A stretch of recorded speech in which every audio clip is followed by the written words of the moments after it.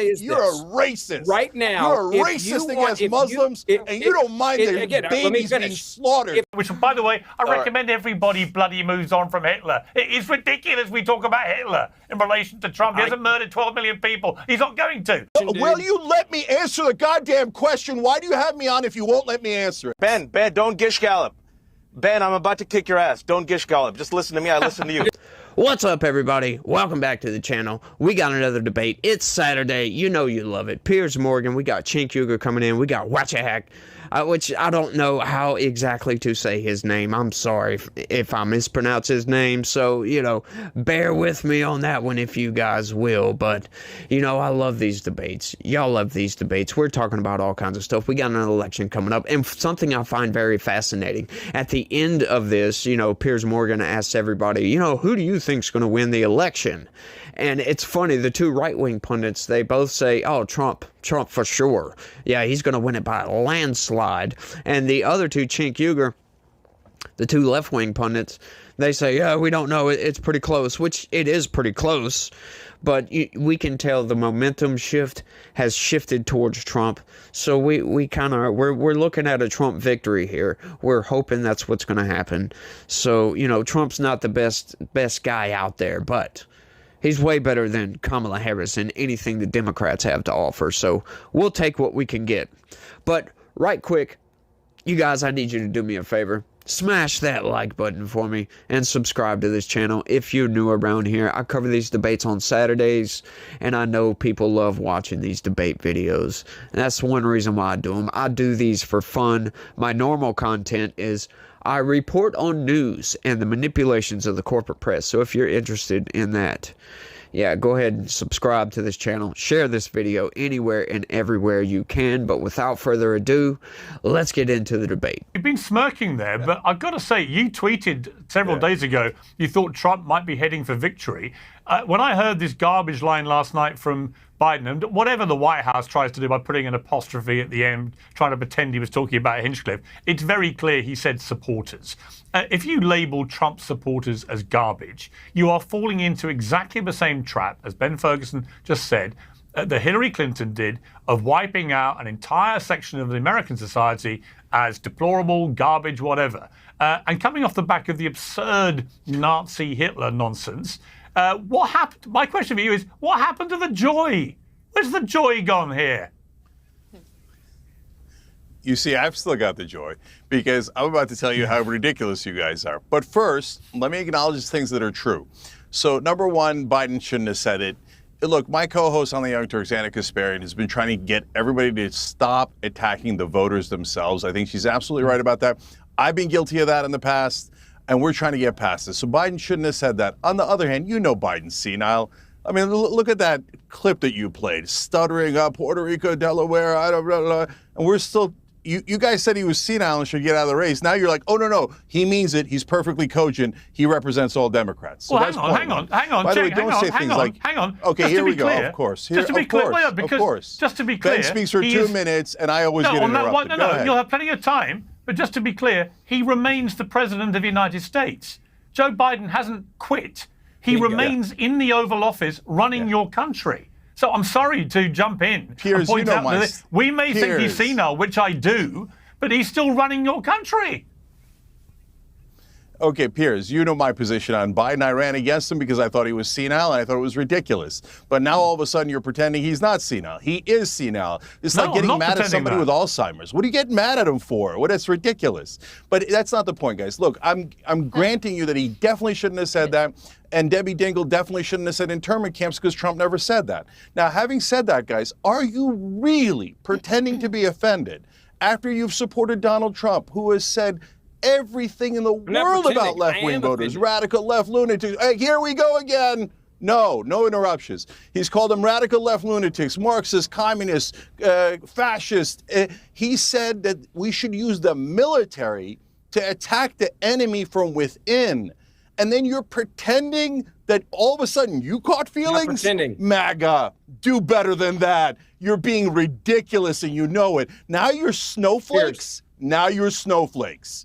After all right, let me bring, okay. incredible insults. Hang on, don't all shout. Let me bring in Emily. Now, to be kind of fair to Cenk Uygur right there, he does get interrupted a whole hell of a lot. And as soon as he starts talking, people start interrupting him. But, I mean, there is a very good reason for people doing this. Cenk Uygur comes in and he says some of the most absurd things I think I've ever heard in my life. He also comes out and says, yes, I agree, Biden shouldn't have said that, but then goes on to say that Trump does the same thing. Like, no. Trump talks about lunatic Democrat politicians. That's who Trump talks about. He doesn't say that Kamala Harris supporters are garbage, or they're fascists, or they're left-wing lunatics. Like, just craziness coming from Joe Biden. It was an absurd statement. They tried to walk it back. As a matter of fact, the White House may have broken the law by doing so, by changing around the transcript, by adding an apostrophe to act like, oh, Joe Biden wasn't done speaking yet. Oh, come on. He called Trump supporters garbage. We know this. He's made statements like this several times in the past. Right, with his State of the Union address calling, oh, MAGA supporters, blah, blah, blah. It's like, oh, the ultra MAGA. It's just nonsense coming from Joe Biden. And I think that is the point. I think that's the point. Sure, you might call, oh, well, he's just senile. Let him go ahead and say whatever. The dude's got the nuclear codes, for crying out loud, and he's the president of the United States. He shouldn't be making statements like this. He should be off in a closet somewhere. As a matter of fact, actually, let me walk that back. He should be in a nursing home at this point. Somewhere at his house. He should not be sitting in the president's seat, as a matter of fact. But he is, and he makes bonehead maneuvers. Trump doesn't do nearly the crap that Joe Biden has been doing. Joe Biden gets out there and talks actually about Trump supporters, and Trump talks about the left-wing nut jobs, talking about the politicians that want to destroy this country. Although they don't know they want to destroy this country, they don't realize that their policies will destroy this country. I think that's the hang-up. It's hard to say that somebody wants to destroy the country, a politician, right? They don't know that their policies will lead to that, and that's a big problem. Kamala Harris had a pretty good start when she replaced Joe Biden. The polls were good for her. She had a good convention. The coronation, you can criticize it for being undemocratic, but it was a very good period for her. But she did it with a very positive mantra. It was going to be joy and hope and the promised land and all the rest of it. Exactly what Ben Ferguson just said. What I can't understand is why she's abandoned that from a political perspective to go full-on Trump bashing, given that for Hillary Clinton in 2016, when she did that, and you could even extend it to having all the pop stars like Beyonce and so on getting on stage with her stuff, it's exactly the same playbook of Hillary Clinton. We know that didn't work for Hillary. Surrounding herself with elite pop stars and hammering Trump 24/7 failed spectacularly. The most qualified person in presidential history lost to the least qualified person. So why would she abandon? I'm just genuinely curious, having watched this from afar, why has she abandoned what looked like a good strategy of hope and positivity to go full-on Trump bashing? Because the thing Trump relies on more than anything is being the center of attention. And right now, all anyone is talking about is Donald Trump. Yesterday, if you saw her speech, her closing argument at the Ellipse in Washington, D.C., which was attended by 75,000 people, she just did that. She landed the plane. It was about forward-looking optimism. It was about restoring rights. And she put it in the context of history, of struggle. She talked about Seneca Falls. She talked about Stonewall. And she also made a compare and contrast. I'm so glad she did it at the Ellipse in Washington, D.C., because there are stakes here. There's not just two sides. This isn't Mitt Romney. This isn't John McCain. This isn't George W. Bush. This is her versus the man who refuses to admit that he lost the 2020 election, who incited a violent insurrection, whose MAGA supporters took a shit in the U.S. Capitol, who to this day, when asked, did he lose the election, he says no. To this day, he promotes the lie where a majority of Republican voters believe Donald Trump's lie that he won the election, that he lost. He is priming the pump for this type of hate. He has promoted neo-Nazi conspiracies against Haitians. He said he will unleash the military against United States citizens in the final 2 weeks of the election. This is a man who quotes Hitler saying that immigrants poison the blood. So what Kamala Harris is saying is, look, I'm going to take us forward. I'm going to restore Roe v. Wade. Who brags about overturning Roe v. Wade? We win on election Donald day. Trump. Who has died as a result of Donald Trump and Supreme Court justices overturning Roe v. Wade, women in Georgia, they did not have access to health care. Who said the most beautiful word in the American language, English language, is tariffs? Donald Trump said that at Joe Rogan. He said whale psychologist, Hannibal Lecter. Let's do economy real quick. When economic experts have compared both plans of Kamala Harris and Donald Trump, overwhelmingly, who says the plan of Kamala Harris works better for the American people? Every single Nobel laureate that is economist. Goldman Sachs Donald came out Trump, and said Donald they were taken Trump, out of context. Ben, just Goldman hold on. Sachs Stop. came out Stop. and said Stop. that Just what stop. they said in the Calm campaign down. trail No, was Ben, a lie. take it down. Ben, I don't care about your other take lies. it down. I don't care Ben, about your take other it lies. down. But when you Ben, say take this it to the down. American There's people no who other are lies. suffering, Ben, just relax. Again, Let I know me you're going to finish. kick my ass, Let me yada, finish. yada. People can laugh. No, I'll go back to this. It's already done. Goldman It's already Sachs done. Let me just came out finish. Let me just finish. And said that is a lie. They said that that was not what their report said. And when you insult the American people and you tell them that the economy is great right now and Bidenomics is working when it's not working and they're suffering and hurting, let me just and finish. then you say that they say her campaign plan is going to work better, Goldman Sachs said you're full of shit, to quote you from earlier. Okay, let me just finish real quick. So go back, look at the facts, look at the I'm going to finish. That's not Nobel laureates say her plan is better. Wait, just let me finish. Harris. They never said that. Y'all brought it up. Give me 15 seconds. They brought it up. Give me 15 seconds. Donald Trump wants to have trade wars, tariffs. It'll increase costs for the United States. He wants to give tax cuts to the rich. He has no plan for health care, but he wants to destroy Obamacare. According to Project 2025, no real plan for Social Security and Medicare. Roe v. Wade, listen, he praises overturning Roe v. Wade. So yes, everyone's paying attention, Piers. This is why she's leading in the polls, the A+ polls. This is why I believe she will win. This is why she had 75,000 people at the Ellipse and Donald Trump had 20,000 people at Madison Square Garden. And people are paying attention to Donald Trump, who yesterday said we live in a garbage can. Okay, so as you can see, these people have to manipulate every single thing that Donald Trump does. And honestly, Donald Trump gives them no lack of content. He gives them loads of fodder to throw back at Donald Trump. But what they have to do, they have to take everything out of context, like what he just ended with. Oh, well, Kamala Harris had 75,000 people at the Ellipse, and Donald Trump only had about 20,000 people at Madison Square Gardens. Well, see, and what they're not telling you here is this. This is the capacity of Madison Square Garden. So what you are telling us is that Donald Trump sold out Madison Square Gardens. He completely filled it up in a D+ like 30 area, which is New York. Yeah, that's a Democrat stronghold that he sold out, as a matter of fact. So these people have to lie, like the Goldman Sachs thing. I read that article. As a matter of fact, I covered that article on this channel. And I was like, yeah, I don't buy into this. Donald Trump's budget is going to be vastly different than Kamala Harris's budget. So none of that really is factual. It's just their opinions. But my point to that was that, you know, Donald Trump's talking about coming in and cutting government spending. So you can't base, and this is what they did.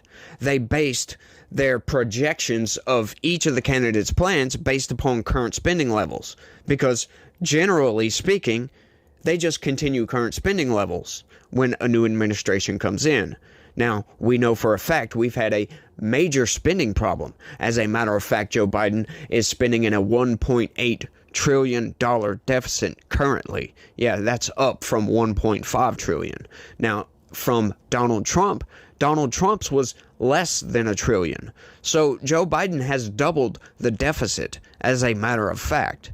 So I don't understand how they can base any projections on this, but this is what they have to do. As a matter of fact, they're constantly talking about, oh, well, Donald Trump said he's going to terminate the Constitution. Well, no, he didn't quite say that, did he? This is actually what he said.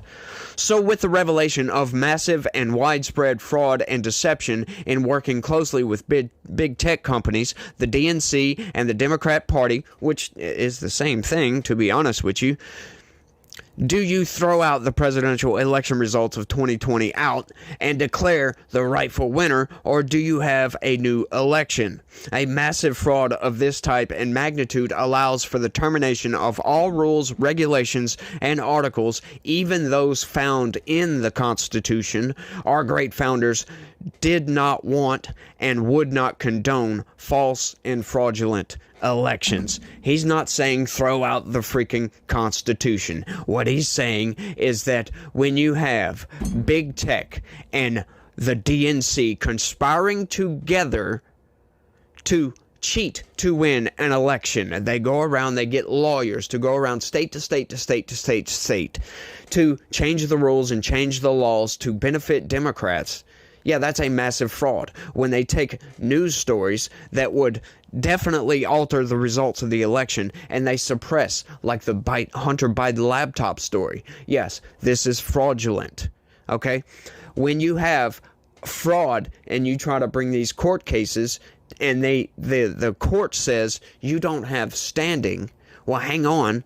What does that even mean? That means they throw these cases out, right? He's not party to damages, which, what does that even mean?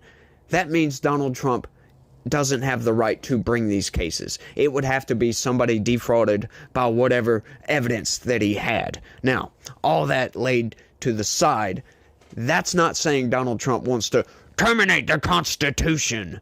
But this is what they run with. This is what they do. They take things Trump says out of context. They are the kings of doing this. And once again, I will say it, Donald Trump, there's no lack of content for them to take out of context. This man is a machine for giving them fuel to come after him. And it's kind of a good thing that he does this, because this has opened everybody's eyes to the manipulation of the corporate press. Has opened everybody's eyes. Him coming out saying fake news. And then we're like, oh, okay, so that the news reported this. Is it true? Donald Trump saying it's fake.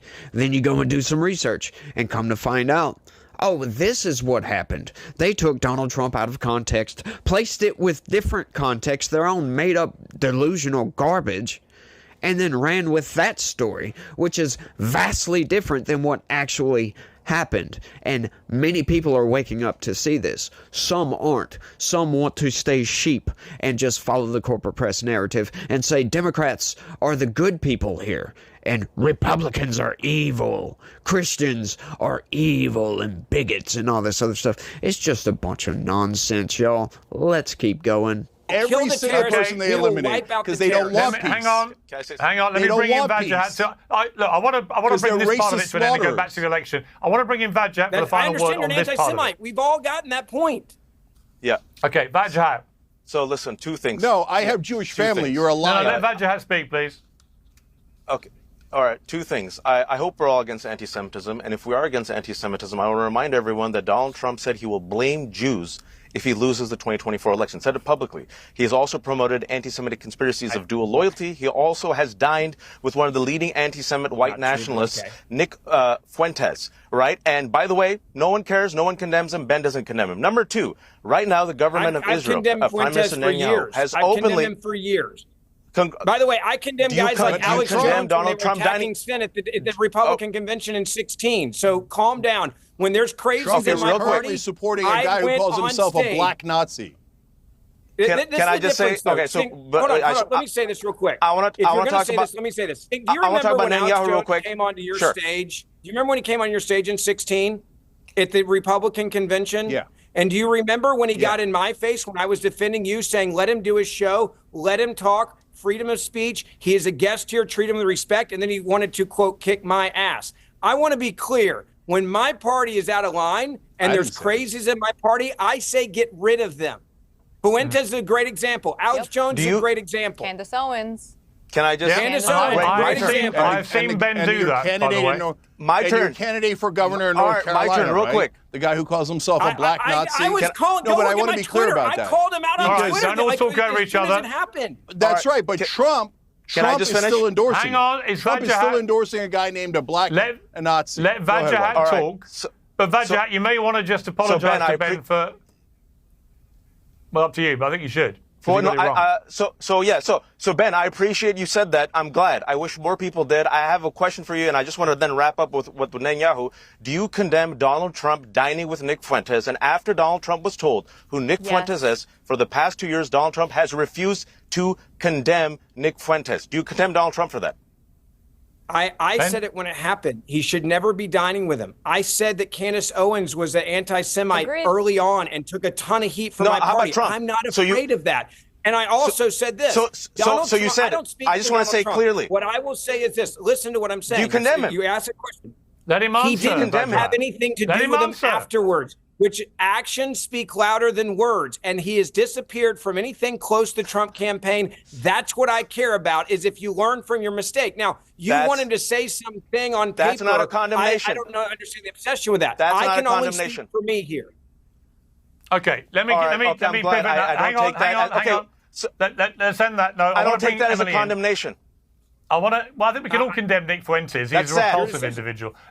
Okay, so just to clarify that whole situation right quick, one thing they did not mention is that dinner that they're talking about where Donald Trump had Nick Fuentes, of all people, go to Mar-a-Lago or whatever. That Nick Fuentes wasn't invited. As a matter of fact, that was Kanye West that was invited and brought Nick Fuentes with him. Okay, Donald Trump had no idea who Nick Fuentes was. He never come out and condemned it. So what? Who cares? Donald Trump has no idea who Nick Fuentes is. Doesn't know that he's a radical right-wing extremist, racist, as a matter of fact. He's a white supremacist and should be condemned totally, but Donald Trump doesn't care about that because that's just tertiary. That's just off to the side. Nobody gives a damn about that, right? And that's not what Donald Trump is focusing on, but these people, they love to twist all that garbage around. They have to say, oh, well, Donald Trump said he's going to blame Jews. Well, yeah, Jews make up a large block of the voting population, as a matter of fact. Yeah, and if they vote for Kamala Harris, yeah, I would too. And once again, that was also taken out of context. He's not saying that they're bad people for blaming them for him losing the election. There could be a lot of blame on him losing the election. A lot of different blocks, voting blocks, if they don't vote for Donald Trump, would cause him to lose the election, would be to blame for him losing the election. Is that what you're going in on? That's what you're appalled by? Really? Are you kidding me now? No, they're not. They're being absolutely serious. And this is just great. And this is why the left is going to lose, because something they brought up earlier in that last section where Kamala Harris comes in and starts talking about this joy campaign, and she had the momentum, folks. We were all worried on this side, people that support Donald Trump. We were all worried, like, holy crap, she's got some support. She started raising hundreds of millions of dollars, which has translated into over $1 billion at this point, and look where we're at, folks. That's right. Kamala Harris comes in, starts saying, we're going to do this, we're going to do that. Not really giving any explanation as to how they're going to do that. And that's when it started falling apart. She had all this momentum and screwed that all up. Screwed it up bad because she can't speak. That's her problem. If Kamala Harris could get out there and explain things to the American people, like simply just put it out there and stop giving us all this circuitous garbage. Well, yes, I'm glad you brought up the question about the border, because bringing up the question about the border is very important, because we need to know what's going to happen on that southern border, because that southern border, there's a crisis going on right now. And Donald Trump took down a border bill that would have blocked. And this is what she does. She speaks circuitously and then shifts to Donald Trump is evil. Donald Trump is Hitler. Donald Trump is an evil Hitler that's worse than Hitler. And Hitler looks like a Christian compared to Donald Trump. But it's just like constantly Trump bashing. This is why we're going to win. People are getting sick and tired of it. They've been calling this guy Hitler for the past 8.5 freaking years, and people just don't see it. We've already lived under a Donald Trump presidency. Things were kind of good under the Donald Trump presidency. It was a net positive presidency. Did he make mistakes? Yes. He made a lot of mistakes. Don't like drone strikes whatsoever. Don't like foreign intervention at all. Don't like all the spending. Now, I will say that upon looking into this more, I was under the impression that Donald Trump spent a lot because he raised the debt, the national debt, by $7 trillion, which Joe Biden is on track to raise it by even more. However, He's pretty much right there at this point, just neck and neck with Donald Trump. You go and you look at the numbers. You look at the national debt from 2016 to 2020. It rose a little bit over 2017, 2018, and 2019, and then shot up 2020. And you might wonder, well, I wonder what happened in 2020 that would make the national debt shoot way up like that. A hell of a lot of government spending. Yet we had a global pandemic, and Donald Trump created a bunch of money to give to businesses to keep them afloat, to keep them from going under. And guess what? There were still hundreds of businesses go under. So even though he did this to help save the economy and get the economy back on track and hand over an economy to Joe Biden that was well on its way to recovery, inflation was only at 1.4%. We still haven't got back to that yet, Joe. Wonder why. All this government spending. Joe Biden comes in and just starts spending out of control. And it's been out of control ever since. Right? You might say, well, there was a pandemic still. Yeah, we were coming out of that pandemic. There was no need for all that spending. Okay, so I'll give anybody and everybody that, okay, sure, maybe for the first few months we need some spending, but yeah, we come out of the pandemic. How about you cut that spending back, buddy? But no, what does he do? He increases spending. That's right. The deficit spending by the government was $1.5 trillion pretty much for the first 3 years of Joe Biden's administration. And then this past year, it's gone up 1.8 for fiscal 2023. 1.8 freaking trillion dollars. That is insane. And we can't continue like this. All this printing of money. We can't continue like this. We look at what Joe Biden's administration has done, and we see that Kamala Harris would be a continuation of this. You think she's going to change? They haven't changed anything. She's been right there for all the major decisions. So, yeah, I don't think so. All the censorship of conservatives online has been insane. All the lawfare has been insane. It's just been an insane administration. As a matter of fact, Joe Biden is the reason why I am doing YouTube. The lies and the manipulations of the corporate press about what the Biden administration has done is the reason I am on YouTube. Right? My normal videos cover a lot of government malfeasance. That's pretty much what I do 90% of the time. I just do these debates because I love them, y'all. I love doing these debates, but I think that's all I got for this one, y'all. I want y'all to let me know what y'all think about this debate down in the comments section. Is this not just some of the most entertaining crap that you've ever seen? I love these, and I love breaking them down because people love to lie, y'all. So y'all let me know what y'all think. That's all I got for this one. I want to thank everybody for watching, and y'all try to have a good day. And don't forget to hit that like button on your way out. I appreciate it, and y'all stay legitical. Peace.